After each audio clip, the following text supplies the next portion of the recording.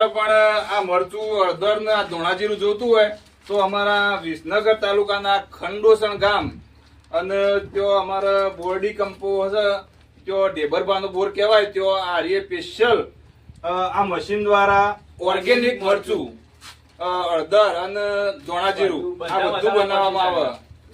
દાળના અને શાકના બધા જ મસાલા બનાવવામાં આવે. તમારે જોતું હોય તો અમારા આ જો તમારા મરચું ને હળદર ને જોતું હોય તો અમે અમારા ડિસ્ક્રિપ્શન ઉપર અમારા જે આ મરચું ને અહીંયા દળ્યું છે એમનો તમને નંબર આપીશું ને એ નંબર ઉપર કોન્ટેક્ટ કરજો ને તમને મરચું મળી રહેશે.